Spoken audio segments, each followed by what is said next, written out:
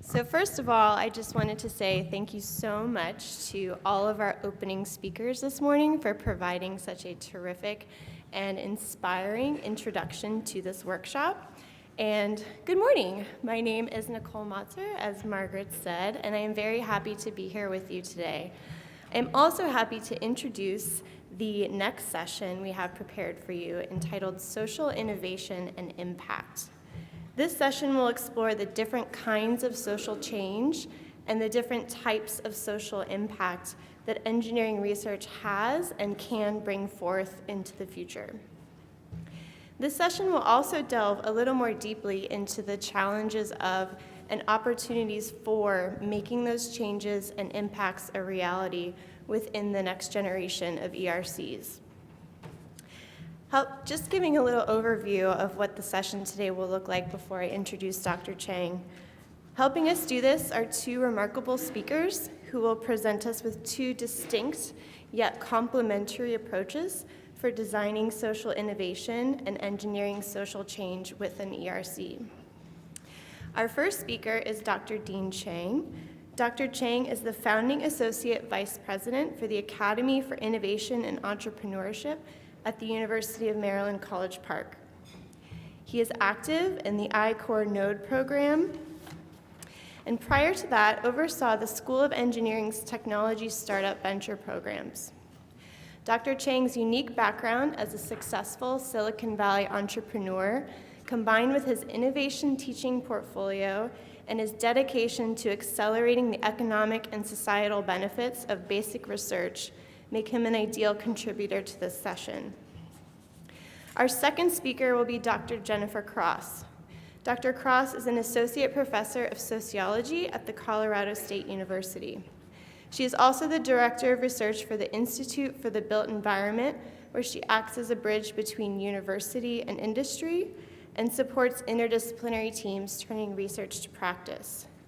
With her extensive research on innovative teams and her use of social science to effectively engage stakeholders in change efforts, we couldn't be happier to have her here. So following our speakers, we are going to take a quick 5-minute break, activity break, get you moving, and then we will turn the discussion over to a panel of experts. So while you're listening to our speakers and panelists in this session, we ask that you think about your proposed ERC, about its core mission, its design, and the individuals who are currently involved in the proposal and the design. We ask that you think about what might need to happen with your proposed ERC, or who might need to be added to the equation to reflect the most convergent approach and ultimately foster the most lasting and beneficial social change possible. With all of that said, it is now my sincere pleasure to welcome Dr. Dean Chang. Thanks, Nicole. So you may or may not have seen me scrambling around during the break. I was running up and down to the business center up there because you may have noticed the Wi-Fi went out, right? So I had this really cool activity that was going to be on your smartphones and you can discuss in groups of 4, and that just went out the window. So I went old school and had find a printer, but because Wi-Fi's down, their credit card system was down, which means you can't log into the computer, which means you can't print. And we were just joking over here that, like, innovation is messy, right? So you have to be agile, and so that's maybe a great way to start, really. Okay, so I'm Dean Chang. Dean's my name, not my title, just to make that clear. I like to joke that I was appointed dean by my mom. So I'm at the University of Maryland. I actually spent most of my career out in Silicon Valley at a startup. Coincidentally or not coincidentally, Steve Blank was our first board member. Some of you may know that name. He's one of the people that worked for the NSF, and Don Millard to start I-Core. So I've been a big believer in I-Core and Lean Startup for quite some time, and now I'm at University of Maryland. Tasked with this really impossible but aspirational goal of how do we integrate some elements of innovation and entrepreneurship into every single student's educational experience at Maryland in the core curriculum. And so these are our offices. Come and visit us. We'd love to host you and meet with you and hear what you're doing. But we primarily teach two things: design thinking, which some of you may know very well, and we'll get into this in just a little bit, what this looks like in practice. But this is an innovation method that's become quite popular now. And we also do some lean startup. And I'll share these slides with Rocio and Ray to make sure that if you want to copy these, okay?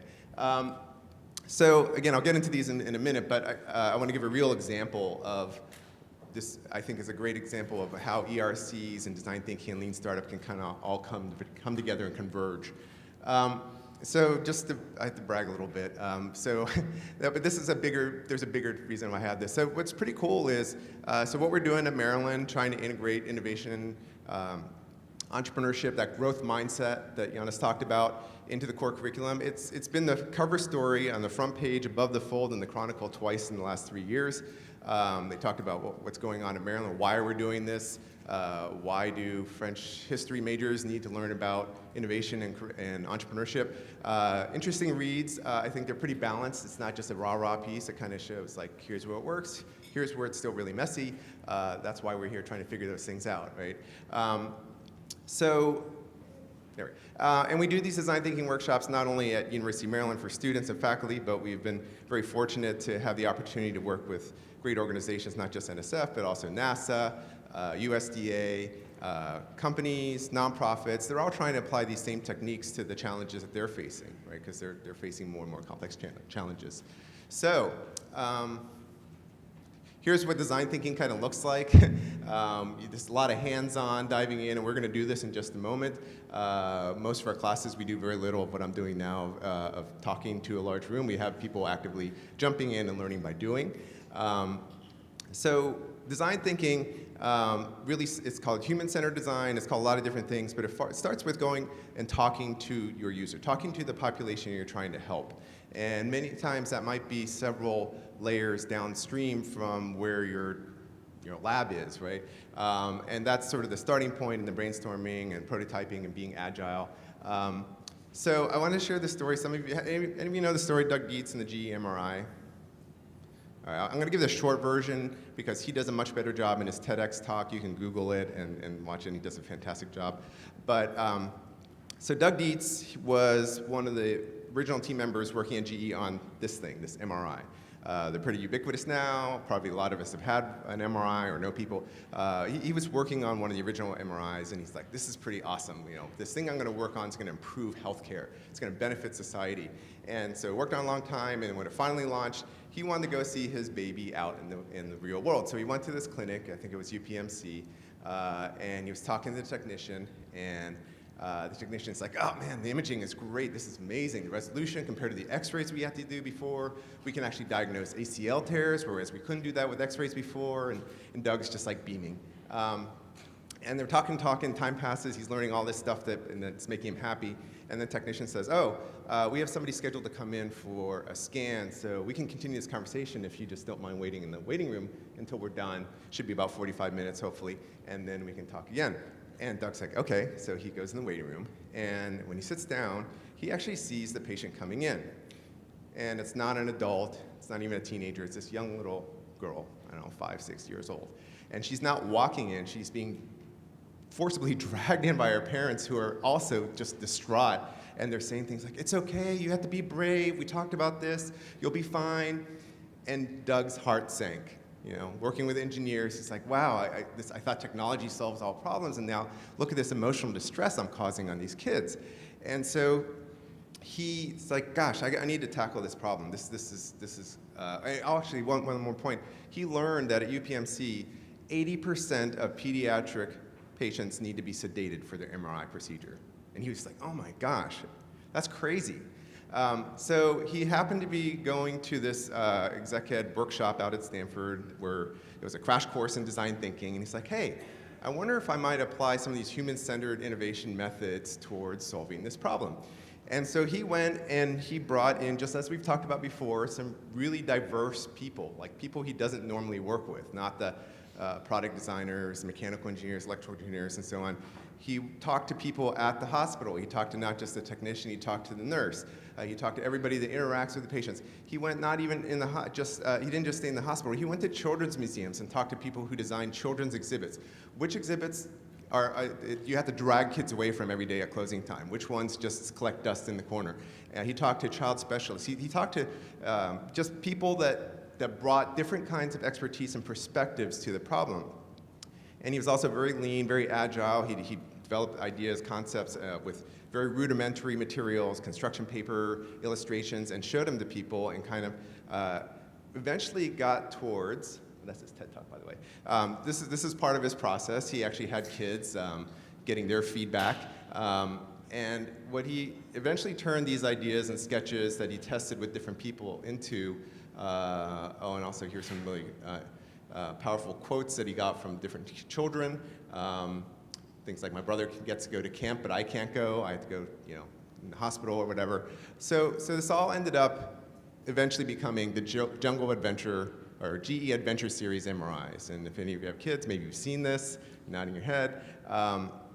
And it goes way beyond what's in this room. It starts with the moment they drive up. Actually, it starts even before they arrive at the hospital, because they get this little comic book thing that says, hey, you're about to go on this jungle adventure. You're the star. You're Safari Jane, or you're Safari Jose, or whatever.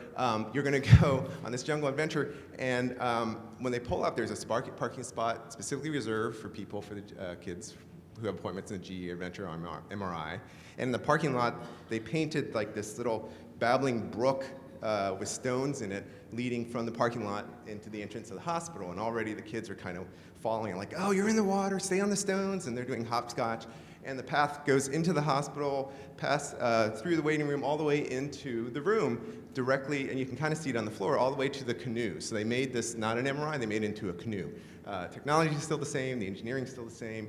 There's aromatherapy, there's sound of rainforest.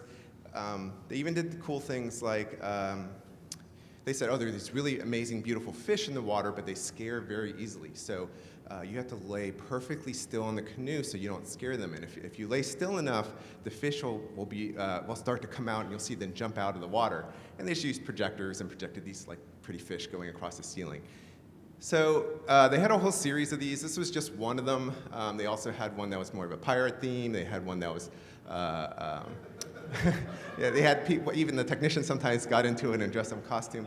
So here's the upshot. So this trial, so they actually tried this out at this UPMC facility, and they did maybe a 2 to 3 month trial. You can look it up. It's on U.S. Department of Health and Human Services. They have a whole research report on it. They reduced sedation rates in kids from 80% to less than 1%. The kids were just so excited. Doug, when he went back and was working with UPMC, he even heard kids say things like, Mom, Dad, that was so much fun. Can we come back tomorrow? And so he's like, this is amazing, right? So just a great example of technology really helping improve healthcare, improving society, but an overlooked piece where you brought in some additional expertise, you got out into the field and talked to people outside your areas, and brought in users, brought in sociologists, and this is what they ended up with. But that's kind of the design thinking piece. It's sort of like where these crazy ideas can lead and how to inexpensively try a lot of different concepts. I wanted to kind of shift towards entrepreneurial mindset and lean startup, and this is a lot of what iCore is about. Again, I don't think it's necessarily a coincidence that Don and Giannis kind of let it off, and they're both so involved in iCore. But beyond all the jargon and terminology, I like to think of lean startup in the same sort of basic 3 steps of starting off talking to people to understand where they spend their time and money, and then prototyping not products but business models, and then testing those business models. And I want to use the same example before I do that. So I don't actually like the name lean startup, to be honest, because so many people just fixate on the startup part and think this is only for starting companies, because it's really applicable. As I mentioned, we do workshops from NASA. They're trying to apply lean startup to how they do missions, their next generation of missions. So it's really applicable in government, in large companies, small companies, nonprofits, everywhere. It's about maximizing the number of people you impact and help, because you can only go so far based on solely donations or volunteers. You need some sort of business model. Even nonprofits have a business model so they can increase their impact. Just a really quick, because I'm not going to do justice, sign up for iCore if you want to learn more about this, but I just want to give just a really quick framework and then get you into an exercise, which I think will be really fun. So there's something called the business model canvas, which is really the core components, core components of how you can impact more people. The two most important ones are customers or stakeholders. You can use stakeholders if you don't like the word customers, that's fine. A lot of computer scientists that are into open source don't like the word customers. But really, it's just like who's actually using this and benefiting, and then the value proposition. Why are they using it? Why is this so valuable? So again, customer segments just kind of, I like to think of it more as who in an organization is the one deciding, or the team deciding where people spend time and money, not just their time, but other people in the organization. So that's what I like to think of as customer segments and value propositions. Why are they deciding to put time and money in this versus that, and A versus B? So I'm going to give a really quick example just to show that nonprofits need business models as well. And this is actually a pretty profound thing that I learned in the I-Corps for Learning program. It's another offshoot of I-Corps that Don helped start, which was applying lean startup to educational innovations. So if you have a guess, go ahead and shout it out. But this is a pretty big organization in our country. It's nonprofit. It's in the education space. They have $1/3 billion in revenue each year. Anybody have any guesses? Say it again. PBS, don't have PBS. A lot of college graduates will do this for 2 or 3 years. Teach for America, yes. So it's Teach for America, all right? So here's the thing that was really fascinating about Teach for America, and then we're gonna jump into our activity, but I really wanted to share this example. I learned this from a guy named Kai Kung, who's a program manager at the Bill and Melinda Gates Foundation. They give away millions and millions of dollars every year to amazing causes, right? To cure whatever diseases or literacy. So he's the one that told me to look at these Teach for America financials, because they get $300 million a year coming in. 2/3 of it is from donations, foundations like the Bill and Melinda Gates Foundation, so on. But a full 1/3 of that money coming in is money that they generate themselves by selling their services, selling products, contracts for hire, stuff that companies do, right? And so what Kai said, which was fascinating, is like, we get so many applications that are amazing in what they want to do. But when I look at them, I look to see how is my dollar going to, how much impact is my contribution going to make? And for Teach for America, what's great is for every $2 we contribute, since they generate that third dollar on their own, we get $3 of impact for every $2 of ours. So he said, for me, when I can look at all these different proposals, there may be some other ones that I actually personally like better for the cause, but they're not generating any money on their own. I will fund something like this every time, he said. This is what Kai said. And I was like, that blew my mind. So I was like, wow, I guess if you just can't make a decision between all these things that are must-have, must-do kinds of things, and this is the deciding factor, that's good to know before you write a proposal, right? Again, this is about how do you scale the number you help them impact, and sometimes that means understanding how the people who provide funding make their decisions. Beyond the obvious things that you probably already know, there may be some other layers, like for Kai, where he wants to see additional dollars generated. Okay, so let's switch back to, let's switch back to the GE MRI example. And I just want to remind that for Kai Kung, if he was one of your stakeholders that you were hoping to fund whatever you're doing, the key thing to take away is you probably would have guessed, of course, he's going to fund something with significant social benefit, but the key takeaway is like, wow, he wants to see that I'm also generating some money on my own. So let's switch that back to this example, and here's the activity we're going to do. So what Doug was surprised to find out is they reduced the sedation rate from 80% to less than 1%, yet it costs about, just ballparking, about $50,000 in decorations, renovations, whatever else, to convert this traditional MRI into the Children's Adventure one. And he was surprised to get a lot of pushback from different hospitals saying, I'm not sure that we can afford $50,000. I'm not sure that it's worth $50,000. You know, it's not like kids are dying from being sedated. He was just shocked. He's like, I thought this would be a no-brainer. So let's kind of, the activity we're going to have is let's kind of explore, just like Kai Kung at Bill and Melinda Gates Foundation had this second thing that was really key to get him on board. What are things that would get a hospital on board if they're not just sold on the 80% to less than 1% sedation rate. So what is driving their decisions for how they spend time and money? And to do that, here's what we're going to do. We are going to form groups of 4. How are we doing on time? Let's see. Hello? Okay, yeah, so we're good on time. So we're going to form groups of 4. This, what I was originally going to do, okay, to set this up, so for as a parent, us as maybe if you have kids or if you are nieces, nephews, you can imagine as parents and kids, this would be a no-brainer. If you ask any parent or kid, like, hey, would you want your hospital to have the GE MRI? Of course. Fortunately, we're not the ones that make the decisions what goes into our local hospital, right? So who is? Who are those decision makers and payers? So that's what I'm going to give a little exercise here. We're going to play this game of operation, I guess, if you will. But what I was originally going to do is do this all with technologies, but we have the paper versions. But what I'm going to ask you to do is to form groups of 4, and you're going to have about 8 minutes or so as a team of 4 to go through this activity and come up with a group decision. So if you don't have 4 people at the table, if you have extras, or if you have too few, just drag a chair over next to the adjacent table and just form different groups of 4. And instead of visiting these URLs on your phone, I actually have, once you have your team of 4, everybody come up and take one sheet for your group, and there are 4 roll cards on this, and then there's also a set of instructions. So I'll say that one more time. Make groups of 4, and then once you have your group of 4, send one person up here to get 2 sheets from us. Okay? All right.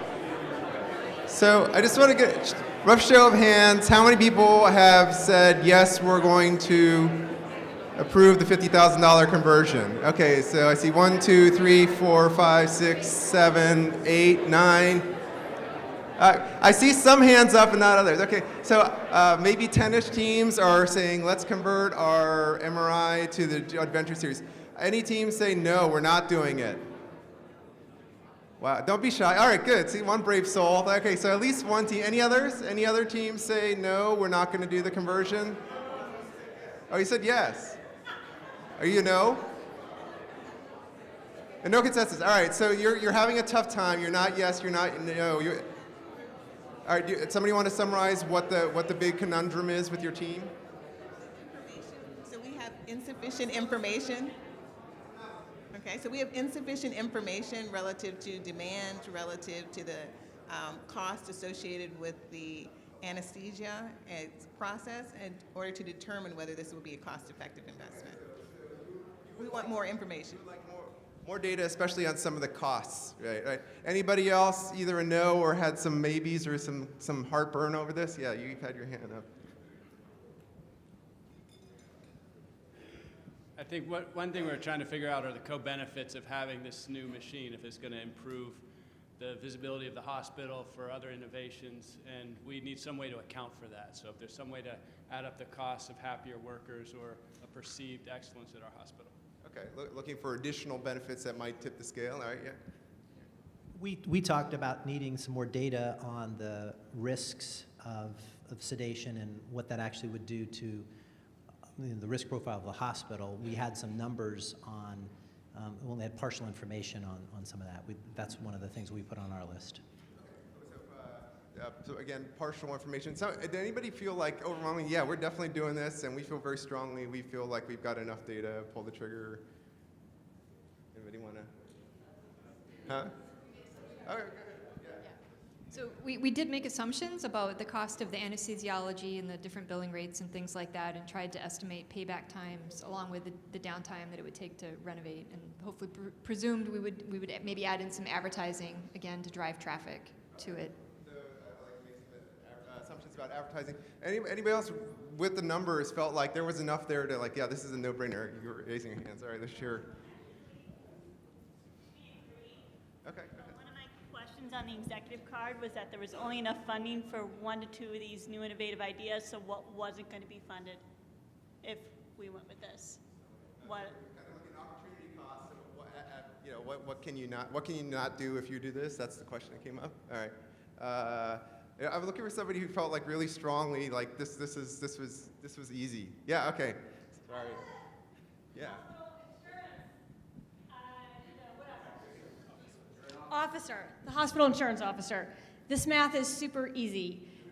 Without sedation, kids are in there for 45 minutes, and insurance gives us $2,000. When they require sedation, they're in there for 4 hours, and we get $3,000. So if we eliminate sedation, we're bringing in $16,000 a day instead of $6,000 a day. That's $10,000 surplus a day. It takes 5 days of being fully booked to make it back. Who gets a 5-day ROI? Anybody worked on a project where they got a 5-day ROI? This is a no-brainer. All right. Sure, anybody else kind of do that similar kind of math? Get things. All right. So a bunch of other people saw that too. All right. I just want to hold comments for 1 sec. So. Because I know we're approaching time. So a couple things. It was just fun to walk around. Like I heard different people. It was really cool to see engineers step into roles that you don't necessarily normally get to be in. I heard one person say, well, I'm the CEO. I'm very busy. I don't have time for this. And I heard somebody else like, we need to worry about the optics of this. What if a news crew comes in and sees this? Or, so it was just really interesting. And but I wanted to make a bigger point, which is we all make these sort of preconceived judgments about how people make their decisions, and we have those preconceived notions because we tend to see that is the pattern of how they make decisions. And so what we're looking for are, with Kai Kung, what was that thing that we didn't know about that would change how we would approach it and now could change the answer from what we thought was a preconceived yes or no. And in this case, this is actually all real data from the case. This particular hospital said, wow, we've got a 2-week backlog. It takes 4 hours every time a kid gets sedated. And because we've got a 2-week backlog, it means they have to reschedule for 2 weeks later before they come back. And if we can do this in 45 minutes with almost 99 point whatever % of our kids, we actually can use our machine much more. The way we make our money on our machines is by using it. When it sits there idle, we're losing money on it. So they ultimately pulled the trigger. But as other people have said, whether with brand and whatever, if you're a pediatric hospital, that's great. If you're a hospital in a rural area with very few kids, then maybe this isn't such a good financial decision. And the key point I wanted to kind of make here is this is one of the really great things about the I-Corps program. It's that we all have these ideas, fantastic ideas, and why we all get into this in the first place of what we're working on. It's going to help everybody. It's going to help people do this. It's going to help people do that. And where things fall down are these kinds of things, a little mini simulation. But this is really representative of what a real hospital might do for a discussion. And when I do this in class sometimes, if there's an odd number of people, and so there's one group or 3, and like, okay, we'll just leave the chief insurance officer out of this one, then they make a decision missing some key data. And that's what happens in the real world. The hospital might be meeting, we need to decide on so-and-so. Michelle's out today, she's out sick. Okay, well, we'll just have to make a decision without her. And then you're missing this key piece of information that Michelle had that would have completely changed the direction. So that's one of the cool things about I-Corps, to understand, like, how do you accelerate the impact your research has, knowing that it's messy out there and that not everybody's going to be initially aligned. And that's okay. Getting to a no, like say, okay, hospitals that are in rural areas without a lot of kids, we just won't go after them. That's okay. We can still help humanity over here and over here. Getting to no is as valuable as getting to yes, because you stop wasting your time trying to push something to people or places where it's just not going. The uptake's not going. It's going to be slow. And I'm running short on time, so I want to wrap with just kind of going back to. I need to be closer over here. So if you think about customer segments, remember these are, or you can call them stakeholders or whoever, but these are the people making decisions about how time and money is spent at their organizations. For all of us, we have something that ultimately is going to help or a group of people in some way. And for the most part, if you ask those people would they want this, they're going to say, of course. If you ask kids, no more tears, or parents, no more tears, of course. But what about the people who actually control the budgets, who control the time? And getting out there and talking to them, having somebody on your team, send one of your graduate students or postdocs, or bring in a sociology student or a government politics major. It's like, hey, go out and talk to some hospital or whatever the appropriate thing is for your group. We want to learn more about how things work on an everyday basis. That's the real value of kind of doing sort of this lean startup stuff. And I know at the end of the day, you're going to have a little opportunity to work on your own projects. So I'll have this available. If you'd like to use this as a template, it's kind of a fun way to kind of just put up a big piece of butcher paper, put customer segment, value proposition, who are making the decisions, what matters to them, and it's just a good way of trying to think about like how are we going to accelerate our innovation.